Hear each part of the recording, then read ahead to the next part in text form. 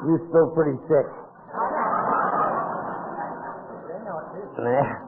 My name is Gene, and I too am an alcoholic. And always when I identify myself as an alcoholic, I base that identification on my interpretation of the definition of the word alcoholic, as it's defined in the book Alcoholics Anonymous, a book written by alcoholics for alcoholics. And in that book they said this: we alcoholics are men and women who have lost the ability to control our drinking. And that's all they said. They didn't make any reference to how much we drank, what we drank, where we drank, or what happened as a result of our drinking. They didn't say in order to be an alcoholic, you got to live on Skid Row, drink wine, spend weekends in drunk tanks, marry the same woman 4 or 5 times, and those things can and do happen to people who don't drink, you know.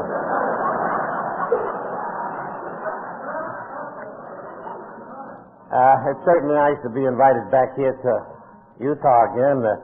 I've been here a number of times, and I'm a little confused as to what to lie about tonight, because I don't want to get... So I'd certainly be remiss if I didn't thank the committee for asking me here. I had nothing to complain about. Well, 2 things. I was in the pool this afternoon. I like to get my hands on that little brat that was there with his mother. And says, "Hey, Ma, look, there's Shamu."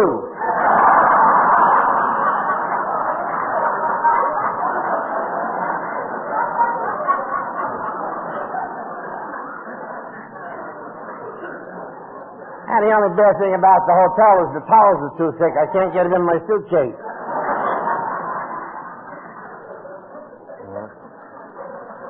People often wonder where Calistoga, California is. For a while, I used to wonder where it was, too, to tell you the truth.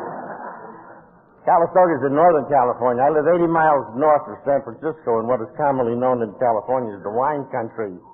The world-famous Napa Valley, you know, a very enchanting place. If any of you had ever seen a TV program called Falcon Crest, that's where I live, in that kind of a community, a little 4,000 people, you know, and not a big deal or nothing like that, but we have the same problems that they have in cities of 4 million people, and we have AA groups there, 31 little groups in our little town, and that's pretty good for a town of that size. I'm not from California originally. I'm born and raised in the Lower East Side of New York City, and usually that's what I blame my ignorance on, because it will be aware to you shortly that I don't have any education at all. And that's really not... I used to be ashamed to tell people that, you know. But I'm not really ashamed of it anymore, because what the hell, you know, and in every educational institution in the classes as you went through school, you know, there was always 3 groups of students. They just took up the collection. I put in a 5 for you. They have 3 kinds of students in the classes, you know. There's usually the brainy kids, you know, A's, all A's and all that. Then the average kids. C, B, stuff like that. And then in every class there's always 1 or 2 dummies, you know, that just don't make it, you know, and that was me. And the New York State Board of Regents, you know, recognized that early in my educational career, because they placed me in what they called special education. It later came to be known as Welcome Back Cotter. You know. I stayed in the same room for 8 years, you know. The determination of when you was to leave there was whether you were smoking or dating the teacher, you know. And I finally did get out of that school, and I'll never forget that day. It was probably the most traumatic day of my young life. They told me that I was going to go into the high school. And my brother Jack, who's a little older than I am, had taken me over to the high school on that day when you have to get organized and pick out the subjects you're going to take, and New York State Board of Regents had a requirement for all high school students that you take a foreign language. Now, that seems strange to me, because I've been getting F in English for 8 years. And my brother said, you know, he said, you don't have much of a chance. And I forget what the choices were. I think it was Italian, French, Spanish, and maybe German or something. It didn't make any difference. They were all way out of my league. But I'm an Irish Roman Catholic, so of course as a little child I served on the altar of the church. So I know the Confiteor of the Mass, I know the Latin of the Mass and things like that. So my brother, you know, wisely and compassionately, he said, you know, the best shot you got is Spanish. He says, it's a little bit like Latin. He says, that might help you out a little bit. So as a freshman, I took Spanish 1. And as a sophomore, I took Spanish 1. And I took Spanish 1 when I was a junior and right on into when I was a senior. And I split from high school, at age 16 and enlisted underage in the United States Marines. And I lost my virginity in a house of ill repute in Guantanamo Bay, Cuba. And I learned more Spanish that night than I did in the whole 4 years in high school,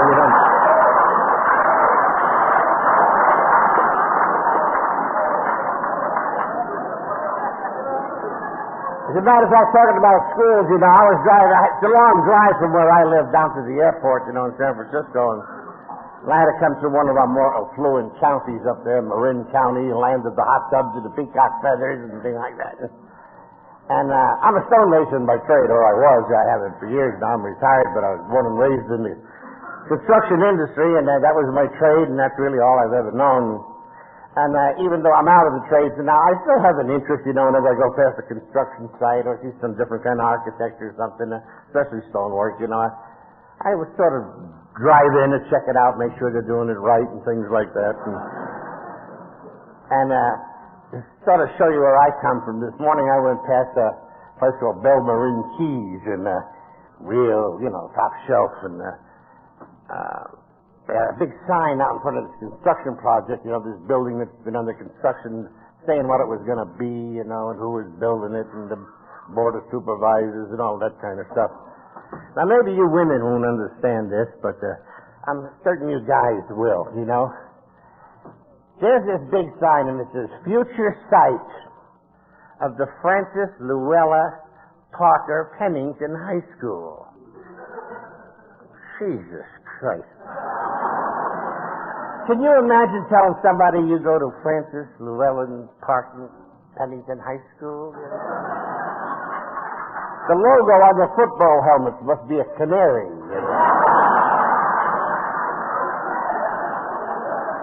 The high school I went to in New York City didn't have a name. Had a number. If it had a name, it would have been something like Lucky Luciano Tech. Al Capone Prep, Driver's education in my high school was how to leave the scene of an accident.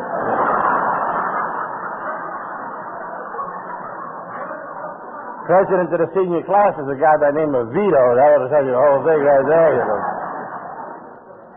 But enough of that. That sort of shows you where I come from, and I'm not going to get into any big, long story about my woes and sins and all of the trials and tribulations and bad breaks that I had with alcohol. I don't think that's really that important to you, of how people get drunk. You know how to do that very well, I sort of like to tell you, something that just recently happened to me, in this little valley that I live in, which is a very famous valley in California. Everybody in the country wants to live there, because of its quaintness and its old world charm, and we're very strong on slow growth, and we have no industry there except the wine industry, and I eat in a restaurant. Well, I've been eating in the same restaurant for lunch for about the last 25 years, and it's in between the town of Calistoga and St. Helena. And I've been sitting and eating with the same 12 guys, well, with the exception of we've lost 2, but replaced them. 12 of us sit around a round table, like 12 little old ladies, and we get pissed off if somebody sits in our seat, but it's a great hour and a half every day. I really look. It's the best part of my day, I'm the only one of the whole 12 that doesn't drink. The other 11 guys are all the very big names in the wine industry. You'd know them all: Mondavi, Peter Mondavi, Louis Martini, Brother Timothy from Christian Brothers. Just 12 guys, having an hour and a half to themselves. Just telling a couple all-colored jokes, talking about the Giants, the 49ers, the Raiders, and women and all sorts of... Well, we don't talk about women when the priest is there, not so much, He gets all excited and starts spilling his soup all over himself.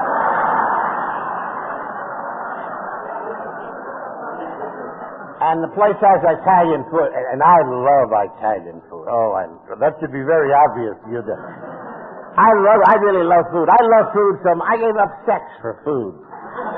I did. I even had a mirror installed in my dining room ceiling, you know.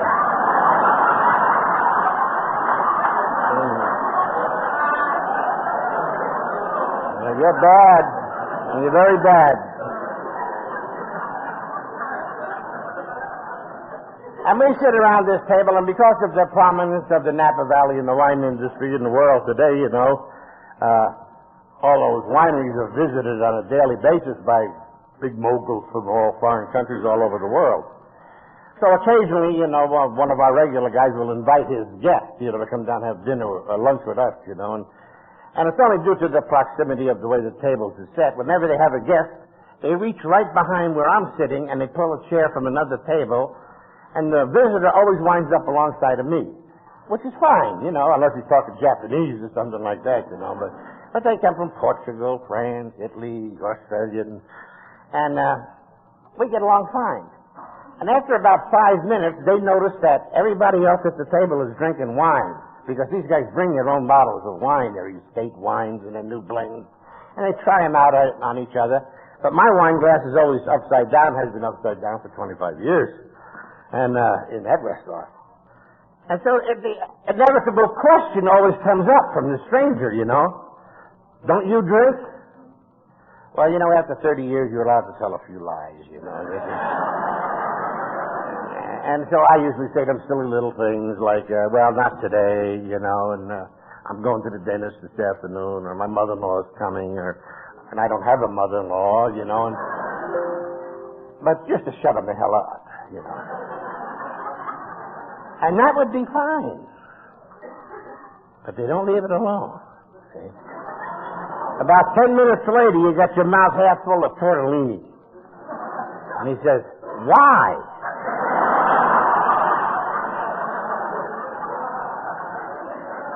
Well, I'm not about to stand up and say, well, my name is Gene, and I'm bound by a moral obligation to tell you what it was like, what happened, and what it's like now. I ain't going to go through all of that crap.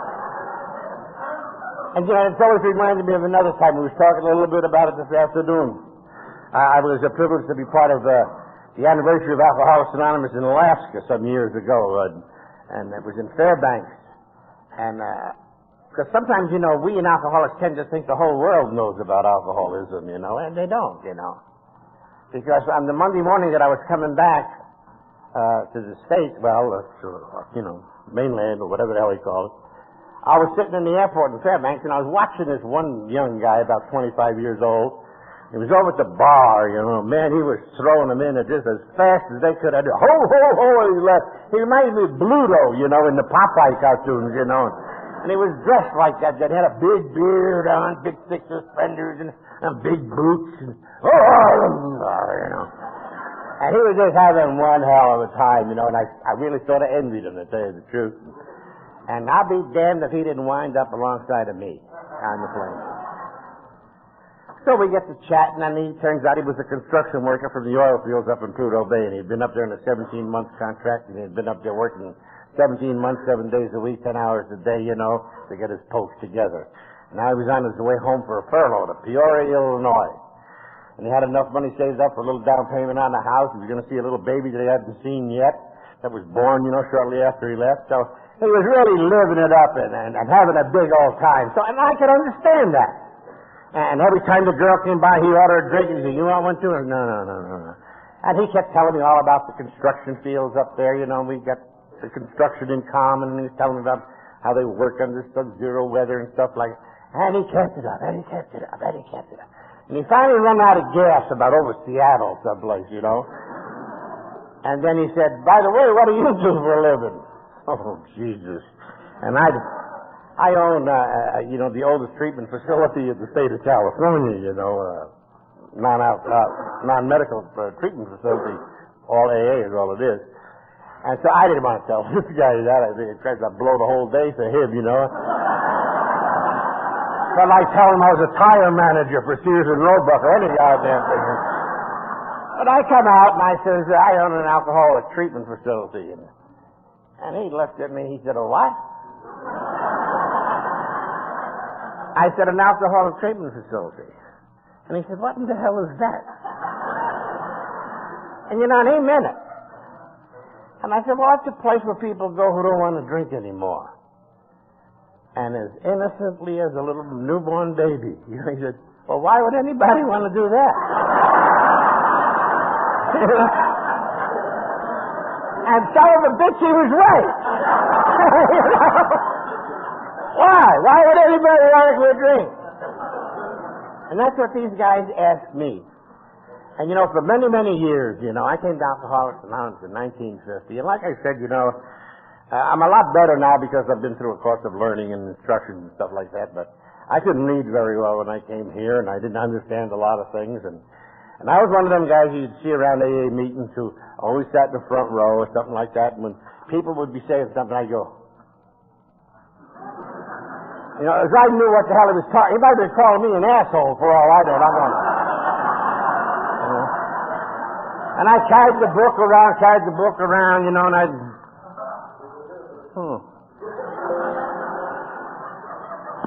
you know. But I didn't know what the hell I was reading at all, you know. And so the program was rather difficult for me at that time. So when I came, I was fortunate, very fortunate, because God put it. I'm going to say something now. I wasn't going to say this, but I know a lot of you people out there, and you'll understand me. I'm not a guy that's really known, you know, to have too much tact. I'm a tell it how it is guy, you know. I'm a bullshitter in every area of my life except here. You know, this is my life here. And it's nice that we're here on a nice, gay occasion, having a lot of fun, you know, and stuff like that, but we must never forget where we come from and where we are. And so sometimes, you know, I bring up things that get people's asshole a little red because they don't like what I say. But I can't help that, you know. You know, you and I know, or we should know by our own experiences, and we can't be so naive to think for 1 minute that everybody in this room is finished drinking or using. Now, you know that's not true, and I know it's not true. As hard as it is to say, there are people sitting in this room right now, and I certainly number myself amongst them possibilities, who are going to drink or use again, whatever the hell the game is. That's how it is. And before you look at me like that, lady, that isn't an original thought of mine, you know. That's in this book. If you get a chance, you can read it, you know, sometime. And that book was written, you know, a little over 55 years ago. And they even knew about this problem that exists today then, because they said, quote, despite all that we can say, many who are real alcoholics, by every form of self-deception and experimentation, they will drink again. They will try to prove that they're not alcoholics. That's just how it is. And the scariest thing about returning to drinking, and the reason that we have to come to these meetings is this. People like you and I, apparently normal people, are capable of making an insane decision when we're sane. And let me explain that to you. In order to have a slip, there was one absolute requirement. You have to be sober.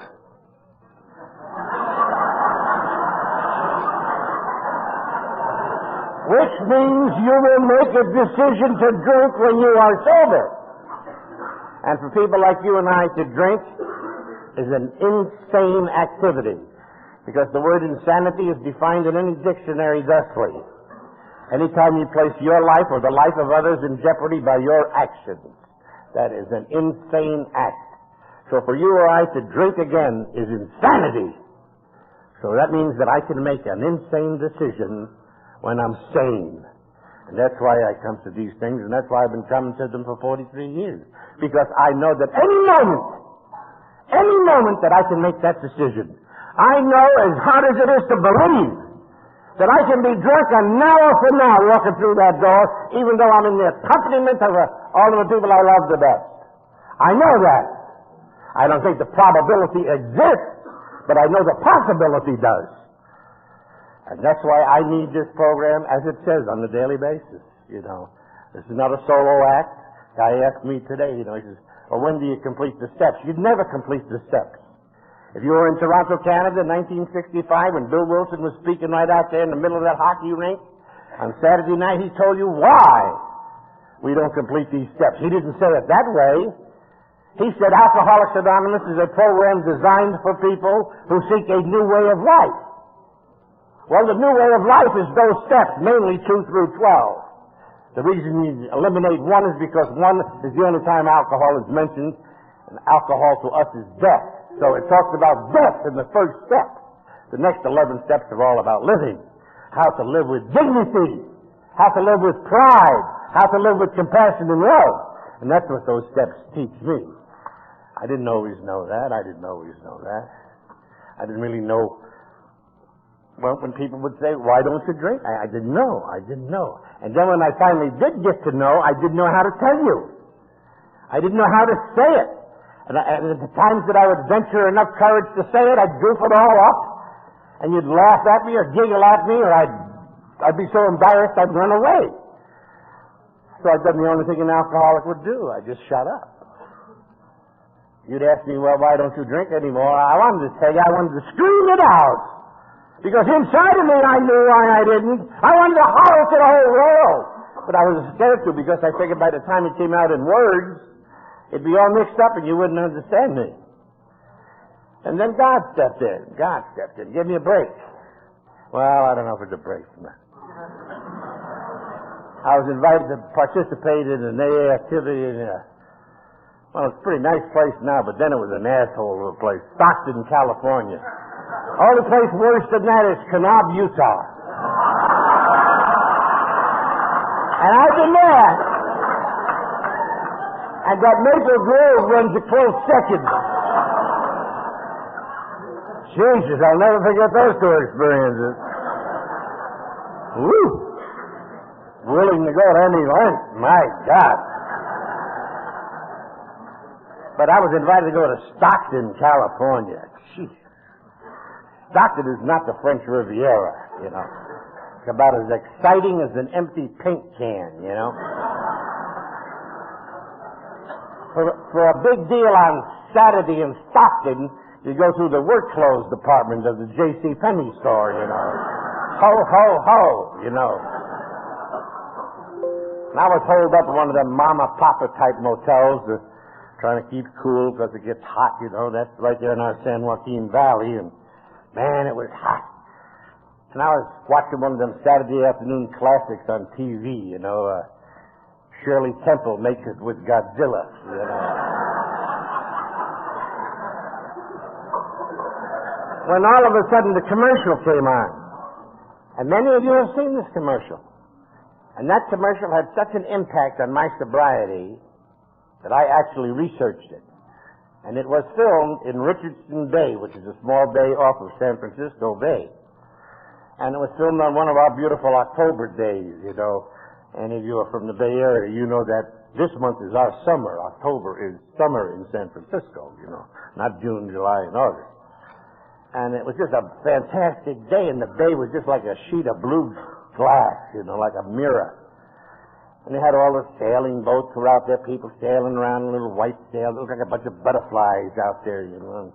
And they took the cameras and they zoomed in on one of these sailing vessels and onto the deck, and there was a whole bunch of young people, 19, 20, 21-year-old kids, running up and down the decks with cut-off blue jeans on and weird little T-shirts and funny little hats and shimmying up the mast, diving off the yardarm, swinging on the lines, dropping into the bay, just jackassing around, you know, having a big old time.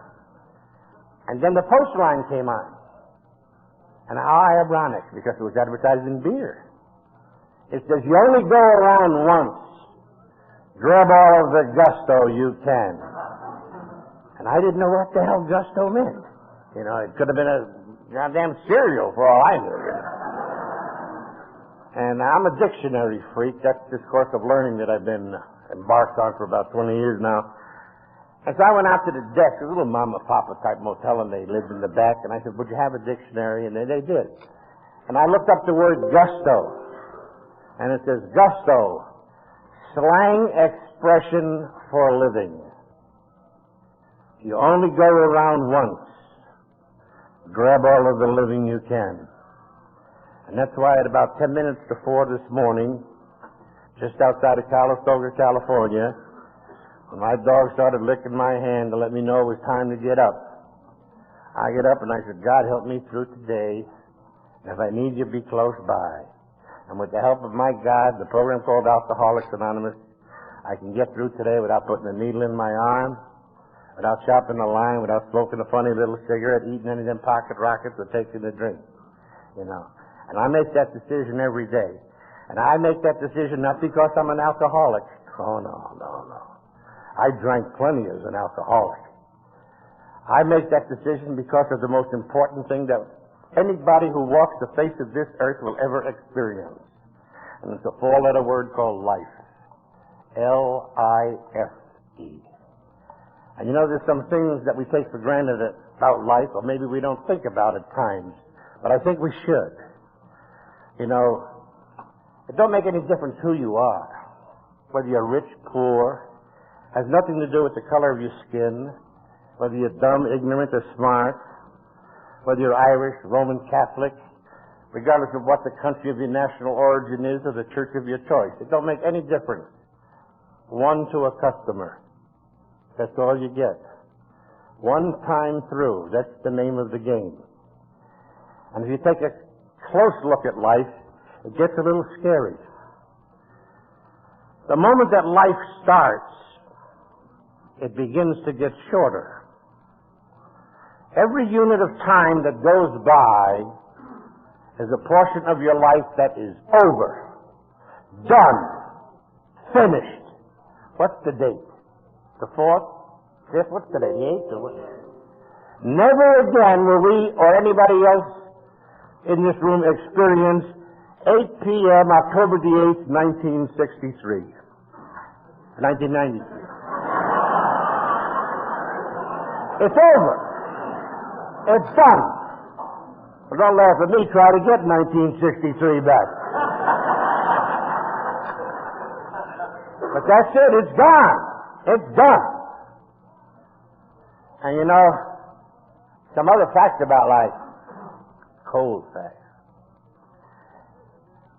As each unit of time goes by, we're being brought that much closer to the end of our life, which is the other thing that we have in common. All of us will arrive at a point someday when life as we know it ends. And nobody knows when that time is going to be, because life is not a VCR. You can't put it on rewind or fast forward or pass back or a hold or anything like that.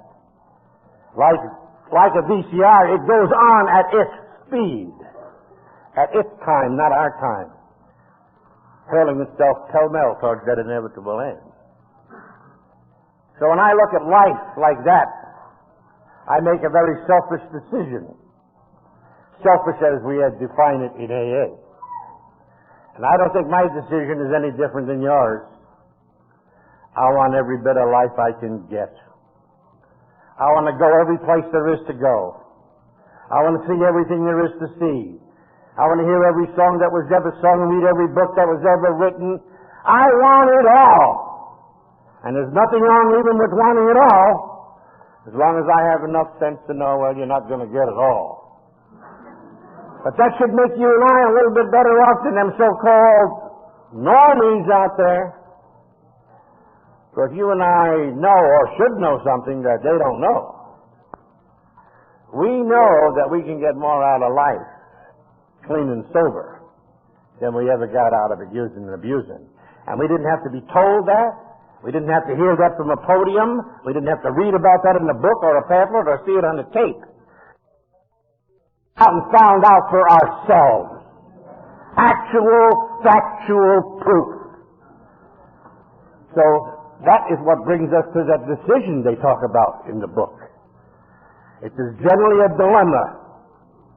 Will precede our decision whether to continue on in our madness. And I know of no better word to describe the life of the practicing addict or alcoholic than madness, or to reach out for recovery. I was fascinated by the word dilemma, and I run to my dictionary, because dilemma is used twice in our literature. In the big book, it's used where it says lack of power was our dilemma. And then in AA comes of age, it says generally a dilemma precedes our decision. And I grasped my dictionary and I looked up in quite a few of them dictionaries and trying to find out what the hell dilemma really meant. Because it's an exciting word. You know, oh, something's going to happen, you know. And I couldn't get any satisfaction out of the dictionaries. And at that time we had one of them overeducated school teachers in our group, Paul. And I collared him out there in the parking lot one night after a meeting, and he knows my problem. And I said, Paul, tell me what in the hell dilemma means. But, you know, tell me so I'll understand.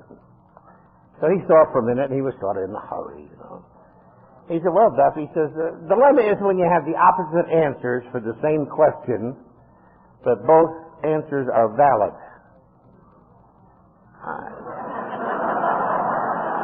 I mean, this guy's going through early male menopause or something like this. How the hell can you have the opposite answers for the same question? And when I questioned with that, he said, you just keep thinking. Well, I don't know how long I think. I don't know whether it was a day or a week or a month or a year. But all of a sudden, one day, I realized exactly what he was talking about, that dilemma. And it also focused me on the strong belief in a power greater than myself, and it convinced me that this program has always been divinely guided for each of us. Because, you see, my dilemma happened on West Madison Street, and that's the Skid Row area in Chicago, Illinois. And I had been living down there for 17 months and the only way to describe it is as an animal. And I had relegated my drinking now to that so-called quiet drinking, you know. No longer even had to communicate, you know, vocally with anybody. My headquarters was a scumbag of a place called Big Rothschild.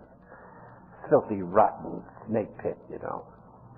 And in the wintertime, I hustled around in a big old U.S. Army surplus overcoat, you know.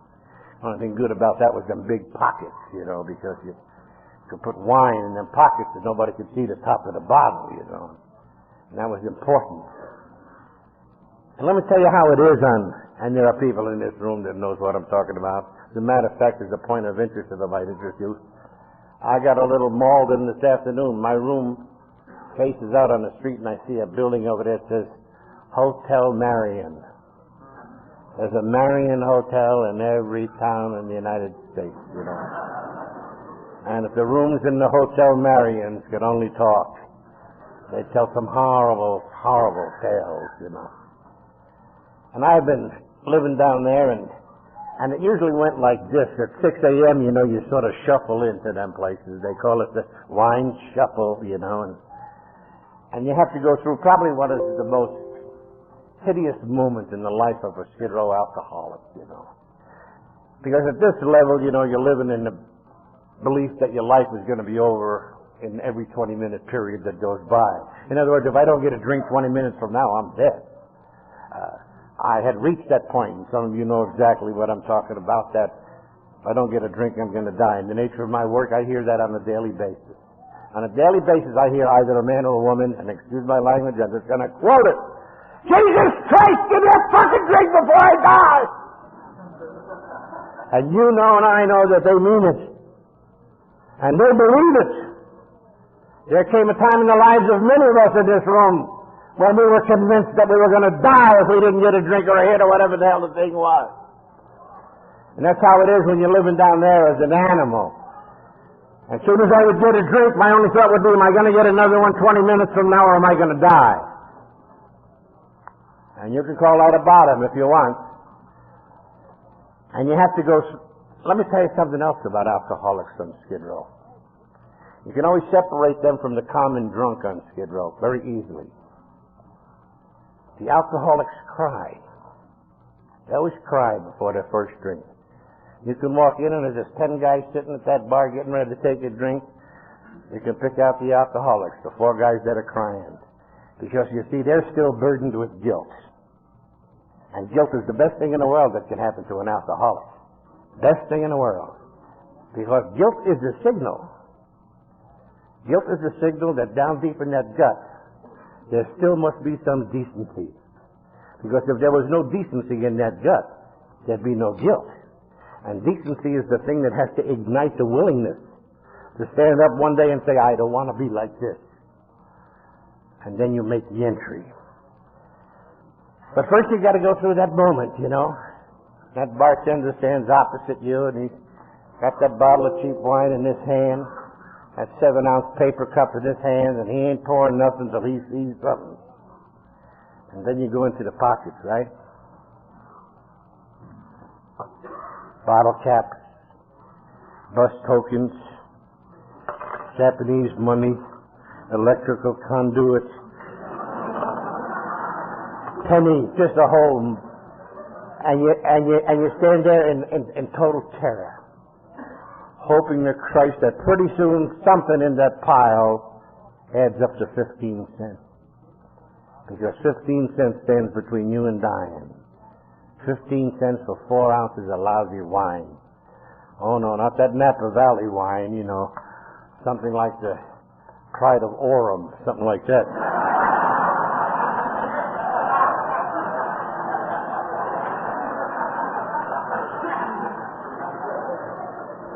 And then tears come down, see, because you got that guilt. And then, oh Jesus, you're saved. You got enough. You got enough. You're going to live 20 more minutes. And he pours it, you know. And then that's when that dilemma comes. You know what I'm talking about. You all know what I'm talking about. You didn't have to be in Rothschild's. It was probably in your kitchen or home or any other place. But you stand there and you look at that goddamn drink and you know it's killing you. You know that. You've always known that. Jesus Christ, if I drink that, it's going to kill me. And then that other guy starts talking to you in the back. But if you don't drink it, you're going to die. Opposite answers for the same question. And they're both valid. If I drink it, it kills me, and if I don't drink it, I die. How can you and I make a decision at a moment like that? We are incapable of making that decision. So the decision is made by who? Who? Who makes the decision? I hope none of you really think you're the reason you're here. I don't think any of you think you made the decision. I can remember the very day that I was asked to come to my first meeting of Alcoholics Anonymous. I was building a high school. The company I was working for was building a high school in a place called Rochelle, Illinois. And I was the boss on it only because it was a 99% masonry project. And I had a bricklayer working for me by the name of Eddie Friel, who was a pain in the ass. Every week his wages were getting garnished. They were repossessed in his pickup truck. He'd never show up on Monday. If I gave him his paycheck before noon on Wednesday, he wouldn't come back from lunch. But he was a nice guy. And I hated his guts. And then all of a sudden, the bill collector stopped coming around. Nobody came to pick up his truck anymore. He was there every Monday. Didn't make any difference when I gave him his check. And then one day he walked into the little field office we had, a little construction shanty on the job site, and he said to me, the superintendent, the big war hero. He says, Duff, well, he called me Boomer then. He said, Boomer, he said, I belong to AA. Would you like to go to a meeting? Holy Christ. My butt just puckered. Man, I was furious. I looked for some brick tongues or pickaxe handles, something to change his face. I was never so humiliated in my life. Alcoholic. Go with you. Oh my God Almighty. And before I fired him, I wanted to tell him what I thought of him and his suggestion. And I mustered up every filthy, rotten, stinking word that I knew.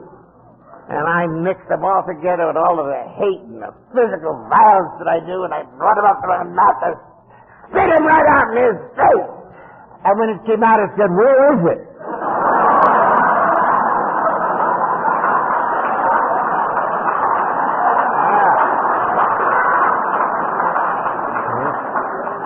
Now, why would I say that? It certainly couldn't have been me to say that. And it couldn't have been Eddie, because he asked the question, and we were the only two guys in there that I could see. So, undoubtedly, we divinely guided. But then, I'm no shining example of this program. Well, I came in here, 24 years old, and I drank for the first 6 years on this program. It took me 6 years to get one full year of sobriety. Then I put together 8, and then I went to a Marine reunion and had a couple of drinks on the weekend, and that busted that. Now I'm sober 30 years. I still go to Marine reunions, but they all know I'm on AA now. But what turned it around? And I'd like to tell you what turned it around in closing, I had committed myself to a sponsor. And I'm ashamed to tell this at times. As a matter of fact, I don't tell this to many people. I was convinced that I didn't belong here. I was convinced that you were wrong. I was convinced that Eddie was wrong, that the book was wrong, and it had nothing to do with a guy like me, And I wanted to prove that to you. So I was doing a little time in an institution in Illinois, and jerks from the Nation used to come out there every Sunday night, I'd go, not to learn anything. They always brought cookies with them and a couple of loose cigarettes and a quarter or two. Your values sort of change, when you're doing things. And I hated that asshole who was the secretary, I used to call him the Gray Eagle, He had silver hair. He wore a blue suit, a white shirt, and a maroon tie. And he looked like he'd just come back from 8 weeks on Miami Beach. And he was the vice president of the locomotive division for General Motors. His name was Bob Lambert. I hated that guy with a passion. Of course, I know now why I did.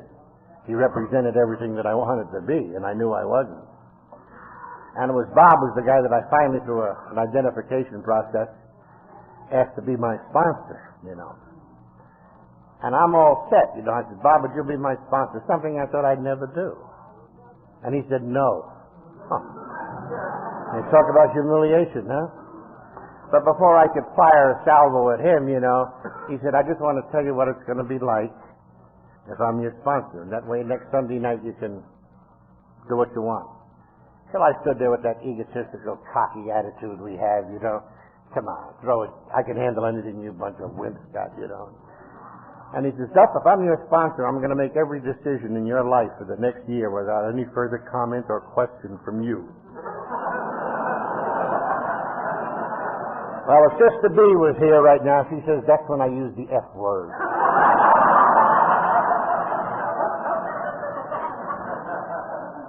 But I went back and I thought it over for a week, and I knew he was right. And finally I asked that man to be my sponsor. But here's why I asked him. He was one of the founding members of Alcoholics Anonymous in Chicago. He was one of them gurus in the Chicagoland area. He was always, Bob was this, Bob was that, everybody, Big Book Bob. He spoke all over the country, He was the big deal, And in my sick mind, I wanted everybody to know that I had the best possible sponsor you could have. Bob! And that I had made this commitment that I would make no decision in my life for a year without Bob okaying it. I want everybody to know that. My plan was to do that for 364 days.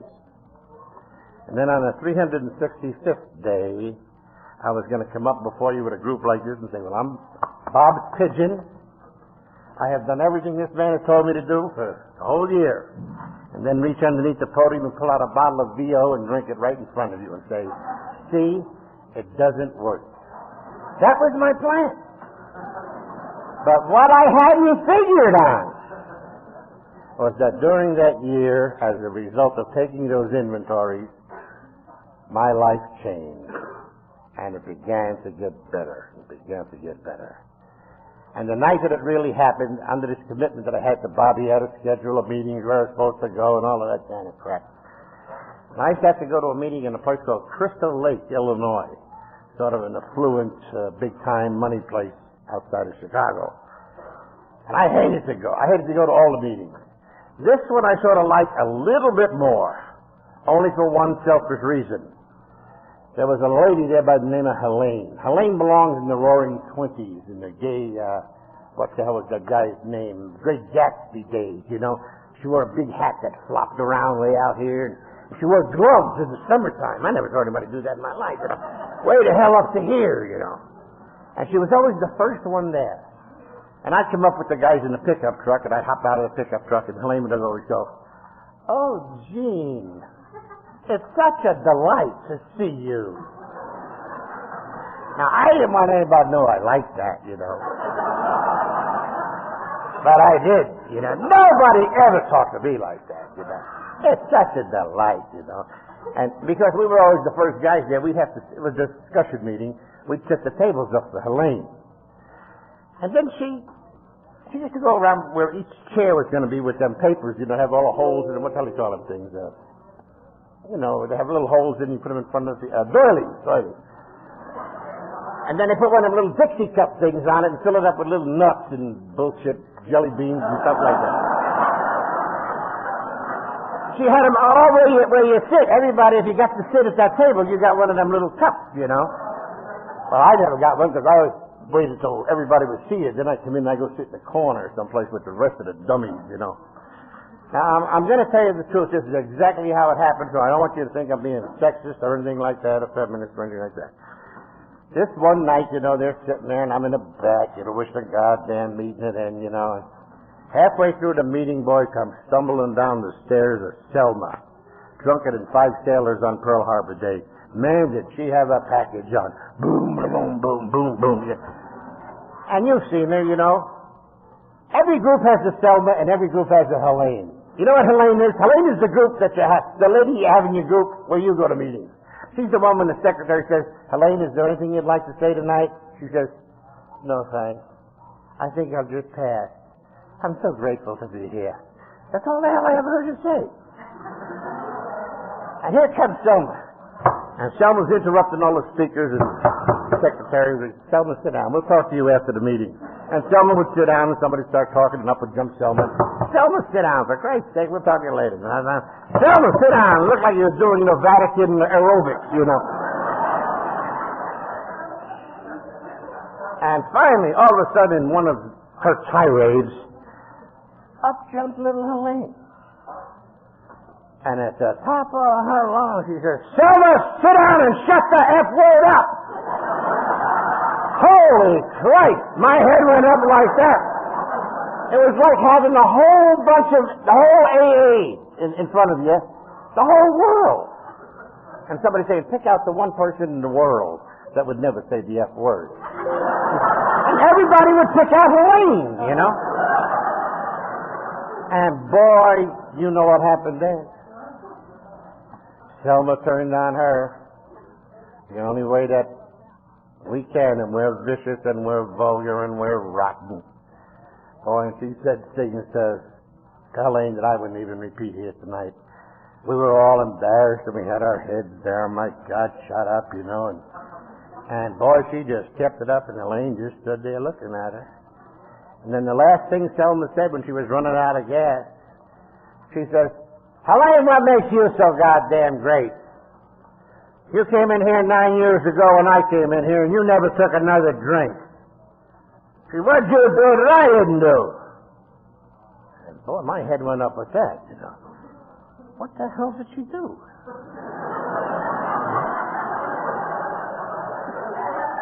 All she ever said was pass.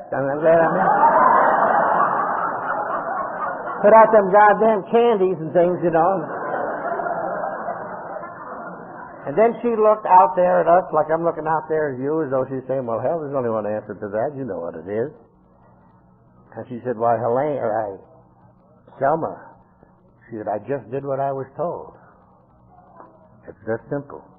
It didn't strike me right then and then, but about an hour later, I'm sitting in the back of this pickup truck going home, and I'm thinking, and all of that cornball crap that I had heard in AA, all of them lip service things, them little mottos and them slogans, if that was a moment of clarity, then that's what it was, because all of a sudden I understood what they meant.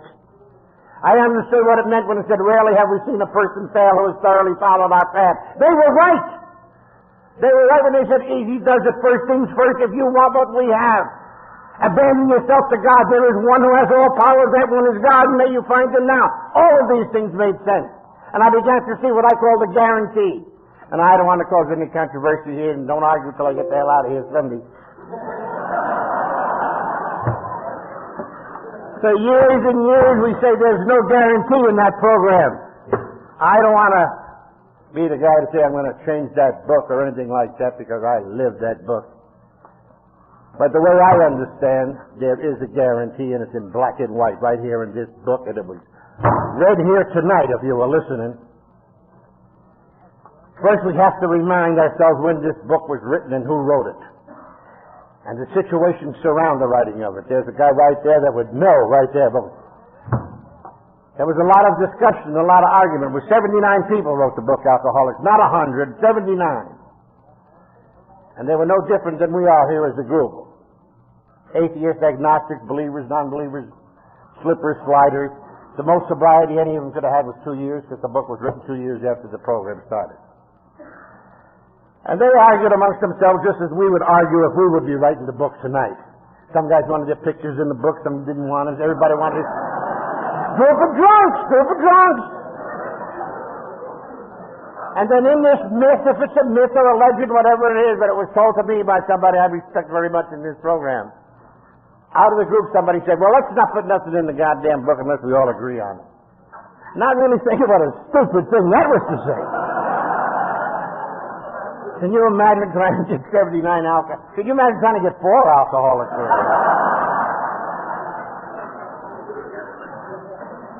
But obviously they did. They did. The book is written. The atheists agreed. The agnostics agreed. Non-believers agreed. Slippers, sliders, all agreed. And in the 5th chapter of this book is the guarantee.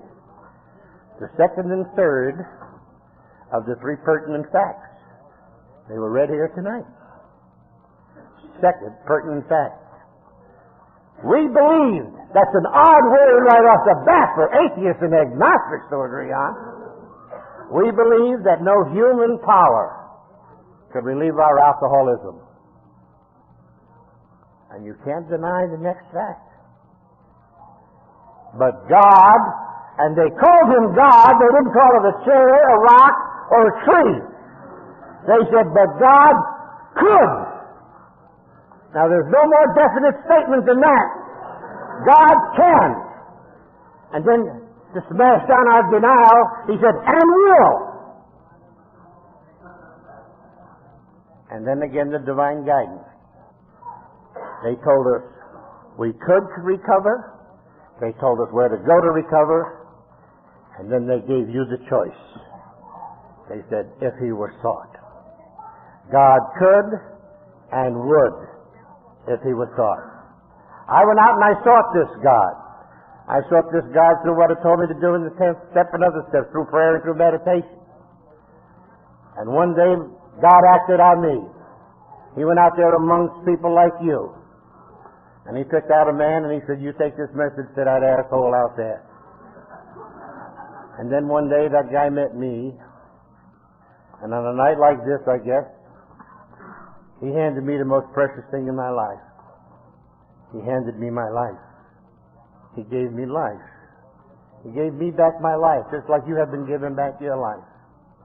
And he told me that, don't you think for one moment that it's free. He said, there are conditions surrounding the presence of this gift. He says, Duff, I want you to take this gift, this thing called sobriety. He said, don't look for it because you can't see it. He said, it's not wrapped up, it don't have ribbons on it or anything like that. He says, but it's there, just like it's in this room right now. Many of you are carrying this gift right now. And they said, all I had to do was reach out for it, if I wanted it. And I reached out for it. And I took it. And as I took it, Bob said to me, Duff, you take this gift and you pull it close to your heart and you protect it with your life, because this gift is your life. And as you hold it, you take from it its courage, its strength, its compassion, its love, and its understanding. And he said, Duff, if you just do those few things, sooner than you expect, and perhaps a lot sooner than you deserve, you'll be able to stand up and walk once more amongst your fellows. And Duff, on the day that you can do that, on the day that you can rise up just one more time with some semblance of dignity back in your life, we ask you only to bring the gift back. Thank you very much.